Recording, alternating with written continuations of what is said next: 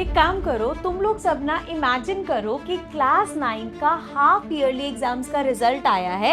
आपके फ्रेंड को भी आंसर शीट मिल गई, आपको भी मिल गई। आप देखते हो कि आपके फ्रेंड को 92% मार्क्स मिलते हैं और दूसरी तरफ आपकी 48% मार्क्स आए हैं, क्योंकि आपके आंसर्स में सिली मिस्टेक्स थी, रीजंस था कि आपके जो बेसिक्स है वो बिल्कुल भी स्ट्रॉन्ग नहीं है। तब आपको रियलाइज होगा कि अब आपको आगे का सिलेबस भी कंप्लीट करना है, स्कूल का होमवर्क, कोचिंग सब मैनेज करना है और साथ साथ अपने फाइनल एग्जाम्स तक बेसिक्स भी स्ट्रॉन्ग करने हैं। क्योंकि जब फ्री टाइम था ना, जब समर वेकेशंस का टाइम था, जैसे अभी है, हमारे समर वेकेशन स्टार्ट होने वाले हैं, तब हम लोग सब बिजी हैं स्क्रोलिंग करने में। जिन समर वेकेशंस को यूज करके हम अपनी क्लास के 90% बच्चों से आगे जा सकते थे, वो टाइम हमने कंप्लीटली वेस्ट कर दिया है। क्लास 9th कोई मजाक नहीं है, ये आपका क्लास 10th का बेस है। बोर्ड एग्जाम्स की तैयारी ना 10th में शुरू नहीं होती, 9th से स्टार्ट होती है।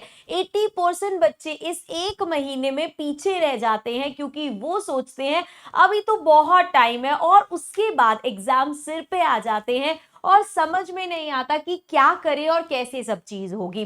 तो आज बात करते हैं अपनी इन समर वेकेशंस को कैसे यूज करें, अपनी बेसिक्स को कैसे स्ट्रॉन्ग करें, क्योंकि क्लास 9 के जो कंसेप्ट्स है वही क्लास 10th में कैरी फॉरवर्ड होंगे और वही बोर्ड एग्जाम में आपसे पूछे जाएंगे। और क्लास 10th में बोर्ड का प्रेशर इतना होता है ना बच्चे, कि बेसिक्स को स्ट्रॉन्ग करने का तो तुम टाइम ही भूल जाओ, तुम्हें मिलेगा। अब इसका मतलब ये बिल्कुल नहीं है कि यार पूरी छुट्टियां मैं चाहूंगी कि तुम लोग किताबों में लगे हो, आप सोच रहे हो कि क्या करें क्या कैसे करें।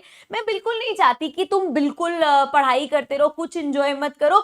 लेकिन तुम लोगों को जरूरत है एक अच्छे रूटीन की, जिससे पढ़ाई भी हो सके और बाकी चीजें भी, जैसे तुम्हारी हॉबीज, तुम्हारा सोशल मीडिया, गेमिंग, घूमना फिरना, सब चीजों का टाइम सेट हो जाए। तो सबसे पहले हम बात करेंगे कि पढ़ाई कैसे करनी है। ये बात सच है कि वेकेशन में पढ़ने का मन किसी का भी नहीं करता, हम भी जब स्कूल में थे किसी का पढ़ने का मन नहीं करता, ये बिल्कुल सच बात है। लेकिन क्या ये हम यही सोचते रहेंगे कि यार ये वेकेशन कौन सी बार बार आनी है? यही चीजें ना हमें टॉपर्स से अलग कर देती है। जो टॉपर्स होते हैं ना, वो एवरेज स्टूडेंट से आगे इसीलिए निकल जाते हैं क्योंकि वो ऐसा नहीं सोचते। और मैं आपको ये भी नहीं कह रही कि यार पूरा दिन पढ़ो, सिर्फ और सिर्फ तुम्हें 2 से 3 घंटे निकालने हैं। Only you have to give 2 to 3 hours। अभी पूरे 24 घंटे के दिन में जब आप पूरे घर पे हो, क्या 2 से 3 घंटे निकालने इतनी मुश्किल है?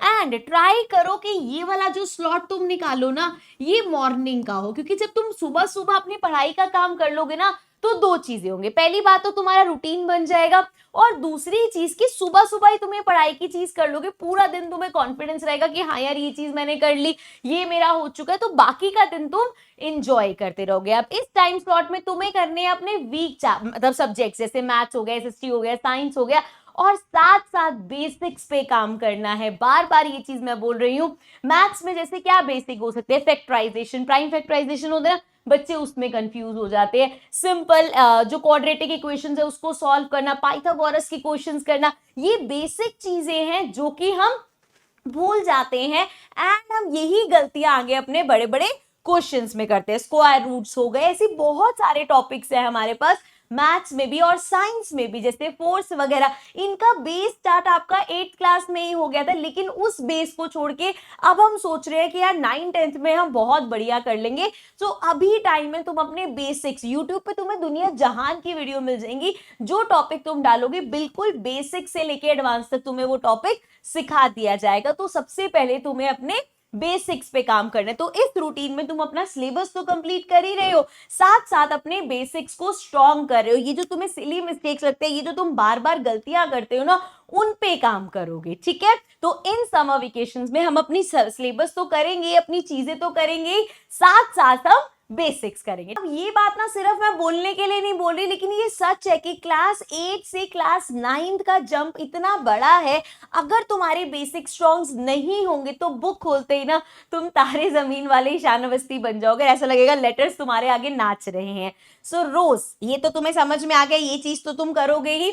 इसके अलावा रोज 10 से 15 मिनट तुम्हें निकालने हैं इंग्लिश की बुक रीडिंग के। अब सोचोगे यार मैम इंग्लिश की बुक रीडिंग, हाँ नहीं बोरिंग लगती है वो, न्यूज़पेपर पढ़ो। इससे आपकी रीडिंग की स्पीड कॉम्प्रिहेंसिव सुधरेगा और ये आपको हर सब्जेक्ट में काम आएगा, क्योंकि एक बार अगर तुम्हें रीडिंग की हैबिट पड़ गई ना, तो आप देखना एनसीईआरटी पढ़ते हुए भी आप बोर नहीं होगे और एनसीईआरटी तुम्हें क्रिस्टल क्लियर हो जाएगी। और ये बहुत जरूरी है क्योंकि एनसीईआरटी में सब चीजें तुम्हारी कवर हो जाती है। इसके अलावा तुम अपनी कुछ हॉबीज हैं उस पर फोकस करो, जैसे कि जो भी तुम्हारा मन करे, स्पोर्ट्स हो सकता है, जिम हो सकता है, कुकिंग हो सकता है, कंटेंट क्रिएशन हो सकता है, एडिटिंग हो सकता है, दुनिया जहान की चीजें हैं। सिर्फ इस स्लॉट का ध्यान दो और थोड़ा वो 10-15 मिनट रीडिंग में दे दो। उसके अलावा पूरे दिन, पूरी छुट्टियां तुम्हारी हैं। तो ये बात याद रखना, तुम्हारे क्लास 9 से बोर्ड तक का सफर ना स्प्रिंट नहीं है बच्चे, जो सबसे तेज भागेगा वही जीतेगा। ये एक मैराथन है जिसमें आपको स्लोली स्लोली अपनी बेसिक्स को स्ट्रॉन्ग करते हुए कॉन्टिन्यूस प्रैक्टिस करनी है फिनिश लाइन तक पहुंचने में। ठीक है, आई होप मेरी बातें आपको समझ में आ गई होंगी, आपको समझ में आ गया होगा कि समर वेकेशन में अगर कोई पढ़ने को कह रहा है तो इसका मतलब ये बिल्कुल नहीं है कि हम आपको कह रहे हैं कि सब चीजें छोड़ के आप पूरा दिन पढ़ाई करते रहो। समर वेकेशन में अगर आपको कोई पढ़ने को कह रहा है तो उसका मतलब सिर्फ और सिर्फ दिन के 1-2 घंटे निकालना है, विच इज नॉट बहुत सारा, है ना। सो इस टाइम पे आप अपनी पढ़ाई भी करोगे एंड साथ में जो एक्स्ट्रा चीज मैंने बोली है वो है आपके बेसिक्स। आपको अपनी बेसिक्स स्ट्रॉन्ग, हर बच्चे को पता होता है कि यार मुझे ना साइंस में मैं केमिकल रिएक्शंस पढ़ तो रहा हूं लेकिन मुझे नाम ही नहीं समझ आ रहे, मुझे पता ही नहीं है किसको क्या बोलते हैं, किसका क्या निकनेम है, क्या किसका शॉर्ट नेम है।